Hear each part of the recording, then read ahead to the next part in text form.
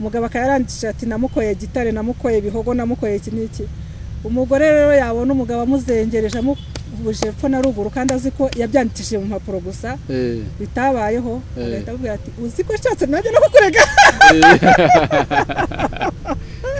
ati uzi ko wakoze inyandiko mpimbano nkuriya bakoye amafaranga kugira ngo nawe yiheshe agaciro mbona yagira gutya akareba ukuntu bari kumusuzugurira utwo dufaranga bamukoye akadushakisha bubi na bwiza yarya ideni yagira ati agasubiza iby'abandi ati akira ibyawe ntuzongere kumagara hejuru unukagwa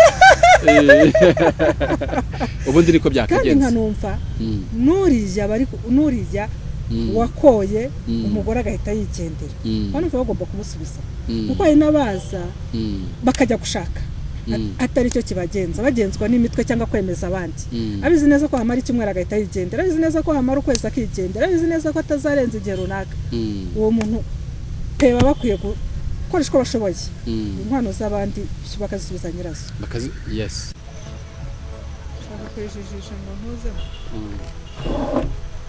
aha reka nongere mbasuhuze mwe mukunda gukurikira ibiganiro byacu kuri Hori Wacu TV ubasuhuza nta wundi ni wa wundi mumenyereye ari we Rutikanga murabona rero ko nongeye nagarutse ndi kumwe na Mama Defiye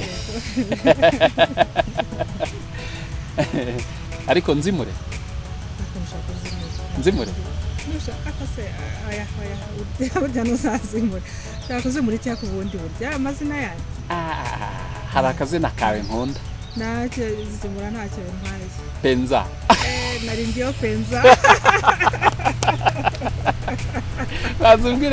bazubwire Penza na kazina numvise karyoshye Penza ikintu bisobanuye niringara burya sobanuye cyane sibizi noneho rero ako kantu ka Penza ka cyane katurutse ku ndirimbo yitwa ngo naringiyo ndabuvuze ngo ndagukunda ndagukunda sibyo niringara mbega noneho Penza cyane naringiyo Penza ngo ndagukunda cyane ariko byarangiye naringiyo nyikuye kuko nabonaga hari ibisobanuro nasabwe sinzi wigeze kuntumbukana ati olingi nani Penza ubwo no kuva ukunda nde cyane mpitavuga ni byazina nise rero ndabona ari inkozeho reka ngumisheho Penza byivura none nyine kuki utakagumanye nk'umuntu n'ubundi ubona duha ku biganiro by'urukundo biryoshye wagumana ikintu cyagukoraho none se nyine ntabwo byari gutuma abantu bakomeza bakanagukunda kugira ngo umuntu yagukunda atabona ufite urukundo ntabwo gihe nabaga muri bino biganiro gusa ni kwa kundi umuntu aba yibera ku magroupe WhatsApp menshi kandi akaba adashaka afite ibigambo ashaka kwivugiraho kwisekireza abantu ariko akaba adashaka ko bamenye bahora bamubona muri bya zina rye bwite kuko mu izina ryanjye bwite ubundi mba ndi serious ndebye tuvuga ati umuntu ntago ari wawe wundi tuzi ubwo navuga se mwagibona kigambo sukuma nandika ku mbuga nkoranyambaga mbona vis-a-vis ni nabandi kwisebereza izina nishakira ko ngakorero kanaringiyo Penza ariko bizakurangira nako kambanye kare nyine uhita wibera mama w'abakobwa ndagabanya ngumishaho Penza ariko na mama w'abakobwa naryo nyine byo naryiswe nyine mbona abakobwa bambanye benshi none se ariko ubona byara bakabana benshi ariko nibaza buriya ariko n'umuntu nibaza ko no kubyara abana benshi ari ukuba ari urukundo ahubwo ngiye kera nkiri muto najyaga mvuga ngo ngiye nzabyara 12 numvaga gahunda ya 12 buriya kubyara ni umugisha ni umugisha kubyara ni umugisha ni umugisha ukomeye cyane kubera ko babana byaje hari igihe niyo bakiri bato ubagabanya n'imirimo wese akaba azi icyo ashinzwe n'undi icyo ashinzwe yego nawe uravunika mu kubarera ariko nanone nawe ukongera ukoroherwa muri make mu kazi kose gusa iyo wifitiye nk'ikipe y'umupira w'amaguru cyangwa ya basket bamwe bakajya ku ruhande rumwe abandi bakajya ku rundi mugakina mutagiye gutira abakinnyi ariko n'ubundi ngo umwana arindwa inzara ntarindwa imirimo umwana arindwa inzara ntarindwa imirimo utamuhaye n'imirimo z'ubwo akuze yazimarira gusa ahubwo yenda ikibazo ni uko abubu bumva ko bazabaho neza kandi batabashije gukora bumva ko mu mwanya wo gukora baba bari ku mbuga nkoranyambaga. Bitekereza nabi cyane, bashaka kwigana ngo abanyaburayi, kandi abanyaburayi barakora. Bagashaka kwigana abanyamerika, kandi abanyamerika barikorera bonyine. Ngo bagashaka kwigana abana b'abakire, kandi uwo mwana w'umukire ni nawe ufite discipline, niwe baha discipline, nubwo baba babona ngo umukozi ni ukora byose. Umukozi ntabwo mu rugo ntago ahadodeye, ashobora no gutaha, ashobora no kugira no kurwara, ashobora no kugira impamvu zitunguranye, abana bakagakora. No gushaka kwigana ariko biraha by'amafuti, kuko n'ubundi ako kazi ukora iwanyu ni wowe uzagakora. Neza uzajya gukora iwawe utaramenye gukora iwanyu, ntabwo byakoroha. Aha, uyu munsi rero noneho naje ngira ngo twiganire ku bintu bijyanye n'inkwano. Ariko je mbere yuko yenda nagira ngo numve icyo bivugaho, ariko ku ruhande rwanjye njya nibaza se buriya inkwano ni ngombwa? Ese buriya inkwano ubundi kuki abagabo bumva ko ari bo bagomba gutanga inkwano, kuki umukobwa bataka umusore bakabana? Inkwano rero ubundi bajya bavuga nyine ngo agahuga umuco akanda umuco. Mu muco nyarwanda inkwano yari ngombwa, cyangwa ubu ngubu sinzi niba ikiri ngombwa, ariko yari ngombwa. Kubera iki? Kera bashakaga bakiri bato, ugasanga umwana w'imyaka 14, 15 agiye gushaka, agiye kuba kwa nyirabukwe, kandi burya bajya bavuga ngo umwana utari wawo muhata itabi, niba agiye kuba kwa nyirabukwe agenda agakora agahita bakaryara ubwo. Ubwo rero umwana yabaga arimo gusibura nyine ya mirimo, ni nk'igihembo cye bundi n'ubundi. Ariko none ikongera ikamufasha gute? Kagira gutya akaboneka impamvu ituma noneho byanga burundu, bikaba ngombwa ko yahukana. Yagendaga na wa mwana atahanye agakamirwa ya mata y'inka ya mukobwa. Rero none ababyeyi no mu kujijisha bakavuga ko iyo nka imusimbuye, isigaye mu cyimbo cye. Inka se buriya yasimbura umuntu wese? Inka yakora ibyo umuntu akora? Ariko nanone burya ngo inka ni murumuna w'umuntu. Ku rundi ruhande hari uburyo njya mbyumva, umuntu aba umubyeyi, ariko inka ikongera ikaba umubyeyi, hakaniyongeraho ko iba imbyeyi. Noneho akandi karusho inka ifite, inka yonsa umuntu agakura, yenda tureke kuvuga ko imwonsa, ariko iramukamirwa. Yenda nk'uwagize ikibazo cy'uko yabuze nk'umubyeyi, cyangwa se n'umubyeyi yabuze n'amashereka, inka iramukamirwa, ariko ntabwo umubyeyi yakonsa inka. Ariko inka yonsa yayo ikonsa n'umuntu. Noneho mu muco nyarwanda bakavuga ko inka ari murumuna w'umuntu. Noneho si n'icyo gusa, inka ubundi ikomeza ubucuti. Ni nk'igihango babaga bahanye cyo kutazahemukirana. Umuntu yaguhaye inka burya aba akubwiye ngo ubaye umugaragu wanjye, sibyo?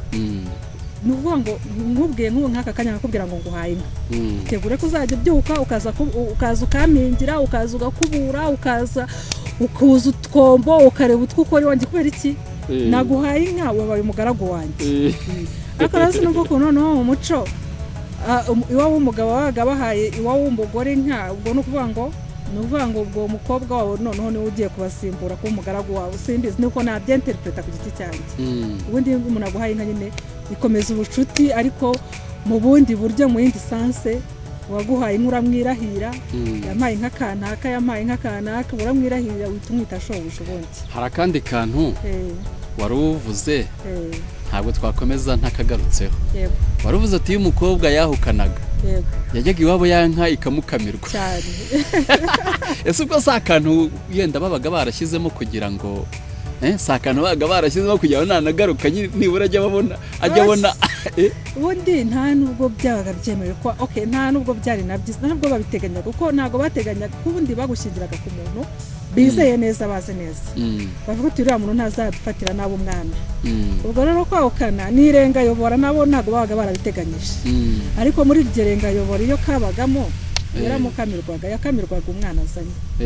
Ariko nanone ku rundi ruhande inkwano bita ngo ni amafaranga irangiye, mbona ari gucuruza abantu.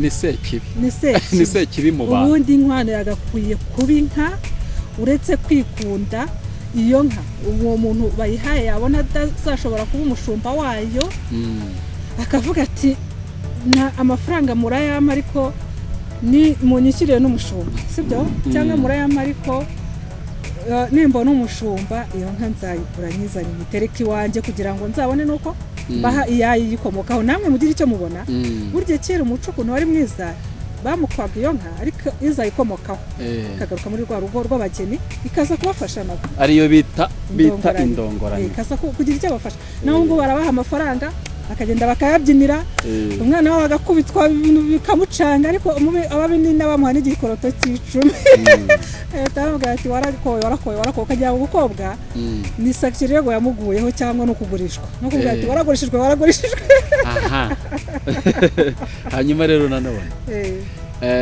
ariko sindanarangiza kuvuga ngaho komeza ku rundi ruhande uwo mugabo kuri ubu ngubu watanze utwo dufaranga twe iyo nkwano ye yashatse kugira cyangwa yiguriye ntawamenye iyo ashatse guhohotera umugore we amuhohotera amubwira ngo naragukoye hari n'umwica waza gukurikirana amakuru kase kubera icyo wishe umugore wawe cyangwa kubera icyo ufite umugore wawe akakubwira ati njye nari nzi ko iyo umuntu bamukoye bamukoresha icyo bashaka urumva ko ari nko aba yabifashe nk'ikiguzi ariko nanone ku rundi ruhande abagore nabo ni ba nta munozi uwo batakoye rero byitwa ngo ari kubana n'uwo mugabo umugabo ajya kuvuga umugore ati izo wankoye uzazisubize kubera ko ari ntaza ari bwa bufaranga nta gihamya uzazisubirane noneho kwa kundi noneho hari n'abagabo b'abanyamitwe bajya kwandikisha mu gikumwe urabona ko mu gikumwe bagiye kwandikisha bashyiramo inkwano umugabo akayarandikisha ati namukoye gitare namukoye bihogo namukoye iki n'iki umugore rero yabona umugabo amuzengereje amuvuje epfo na ruguru kandi azi ko yabyandikishije mu mpapuro gusa bitabayeho agahita avuga ati uzi ko nshatse nanjye no kukurega ati uzi ko wakoze inyandiko mpimbano ati ni gute ubundi wagiye kubeshya muri leta ariko ubundi iyo nk'abantu babanye batandukanye inkwano bigenda gute ariko ubundi rero mu myumvire inkwano ubwo nyine barihombera inkwano barihombera kuki bahomba nyine kubera ko baba nyine baravuga nyine ngo nta nkoko iruka inkoko niruka oya no ahubwo uwariye ngo uwariye ntaruka barahekeye ariko ubundi ngiye ko numva ari ubutubuzi ariko ngiye kubwanjye pe ndi umuntu ushoboye guhindura icyo kintu nk'uriya bakoye amafaranga kugira ngo nawe yiheshe agaciro mbona yagira gutya akareba ukuntu bari kumusuzugurira utwo dufaranga bamukoye akadushakisha bubi na bwiza yarya ideni yagira ati agasubiza iby'abandi ati akira ibyawe ntuzongere kumagara hejuru unukagura ubundi niko byakagenze kandi nkanumva nuriya wakoye umugore agahita yigendera kandi bagomba kumusubiza kuko hari n'abaza bakajya gushaka atari cyo kibagenza bagenzwa n'imitwe cyangwa kwemeza abandi abizi neza ko hamara icyumweru agahita yigendera abizi neza ko hamara ukwezi akigendera abizi neza ko atazarenza igihe runaka uwo muntu baba bakwiye gukoresha uko bashoboye inkwano z'abandi bakazisubiza nyirazo ubundi kuki inkwano amukwa nk'umuntu bazagwa ubundi nyine wa mugani amukwa nk'umuntu mukerarugendo w'akanya gato ugiye ubundi kuki iyo batandukanye inkwano nyine bayizimiza ni ukubera ngo ni umuco ariko rero kandi bakirengagiza uburyo iba yaravunnye uwayishatse nyine ngo ni ugushaka ngo gushyigikira umuco gusigasira umuco kandi bakibagirwa ko hari indi mico itari mibi yakuweho sibyo urugero nk'umuco ngenda mbona wakuweho utari mubi cyane nko kwa kundi umugabo yashatse nk'uwo mugore uwo mugore akagenda ngiye kubwanjye kera ukuntu babikoraga umugabo agahita yishakira undi nawe yagenda agashaka undi uwo muco noneho igihe uriya burakari buzamushirira bakagaruka bagatuza bose bagaturana iyo muco nabonaga ari mwiza nabonaga ibyo ari byo byose uwo mugabo yashatse umugore akeneye umuntu babana sibyo kuba rero uriya mutengusha agahita agenda nabonaga kuba yakwishakira undi ntacyo byatwara aho ngaho uvuze akantu keza cyane uvuze akantu keza cyane nako nateganyaga kukubaza ariko yenda sinzi ngo nari kukakubaza uyu munsi cyane nari kuzakakubaza ryari ariko ni akantu nkunda kwibaza ariko nkanakabaza abantu mu buryo tuba twiganirira ubundi ko umugabo ashaka umugore umugore nawe agashaka umugabo buri wese aba ari umufasha wundi bagiye kubaka urugo ubundi kuki nk'umugore iyo yahukanye yumva ko umugabo atagomba gushaka undi mugore kandi umugabo aba akeneye ko ibye bikomeza kubakika abantu bakoze mu kwikunda ikiremwa muntu gikoze mu kwikunda n'uriya mugabo nawe aramutse amenye ko uriya mugore ugiye agiye gushaka undi mugabo ntabwo ryarimo abantu bakoze mu kwikunda ariko ngiye kubwanya shyigikira ko y'ibintu byanze biba byanze. Buri wese aba agomba kwirwanaho akirwariza, ubwo wenda nimba igihe kizagera runaka bakongera bagasubirana ibyo ntibibareba. Ariko mba ntekereza ko ntawe ugomba guhita ahagarika ubuzima bwe ngo kuko ngo byanze hariya ngo kuko ndagiye uhita ureka gahunda zawe, ubuzima bwawe burahagaze. oya Kuko ibyo byose buri wese nuvuga ngo n'ubundi ugiye ababona ko nawe adashoboye, abona ko ahari hadashoboka, abona ko ari ubuzima budashoboka, nawe ubwe ntabashoboye nyine agahitamo kubivamo. Kuki yongera akagaruka gutesha umugabo umutwe ngo yishaka undi mugore? nyine abagore barakara vuba bakanisubira vuba. Ubundi abagore babaho nk'abana, babaho ubuzima bw'uwo munsi, ntabwo batekereza ngo ejo. Ibyo byo gutekereza ejo ni iby'abagabo. Burya umugore ugize gutya wenda ukamukubita tuvuge nka miliyoni wenda nk'icumi, akira amafaranga yo guhaha, ukarekeraho ukamwihorera imyaka ingahe ngo wamuhaye amafaranga. Cyangwa undi nawe agahitamo kuvuga ngo buri munsi nzajya muhereza 5,000 byo guhaha. Uzi ko watanze miliyoni 10, umugore nashaka zirye mu kwezi kumwe, ariko azagufata nk'umuntu udashobotse, utanashoboye. Ariko uri umuhereza iyo 5 bya buri munsi byo guhaha, bo bazabana amahoro. Abaho uwo munsi ntabwo ajya kwibuka ngo bya ifaranga wagiye kuma ngo byari byinshi cyane. Oya, iby'uwo munsi ngo byarashize, ibyejo bibarabeje, by'uwo munsi byararangiye. Umunsi mushya n'ikintu gishya, ndiko abagore babaho. Ntabwo bajya birirwa bavuga ngo ejo nzamera nte, cyangwa ngo ejo ngo byagenze gutya. Reka ariko urumva mise numva ubuhanga bw'abahanzi. Nk'umuhanzi waririmbye ngo kuramba n'ukuramuka ibyejo bibarabeje, amaherezo y'ibitwenge ni ugushavura. Bivuze ngo n'ubundi abantu bamenyana bakundanye, ubwo kuramba nyine ni umwanya bari kumwe baseka, kubw'amahirwe bakaramuka. Ariko n'ubundi ngo nyinshi muri iki gihe nyine birangira zitanarambye, bikarangira n'ubundi ari ugushavura. Rero nuko tubyita nyinshi, ariko se ni nyinshi uzigeranyije n'izihe.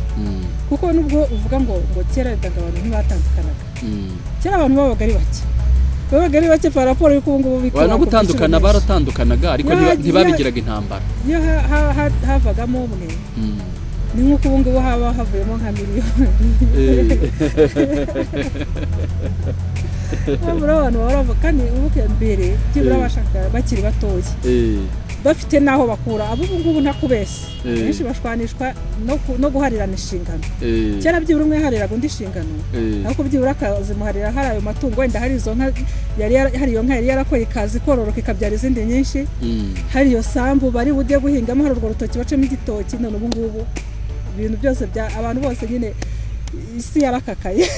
Akandi kantu rero noneho umugabo agira gutya akihiringa kuva mu busore bwe, dore ko abana niyo umugabo akiri umwana atarakura, akiri umwana uri iwabo mu myaka itaragera no ku 10, abavuga uburyo azubaka inzu n'uburyo azashaka umugore n'uko urugo rwe ruzabaho.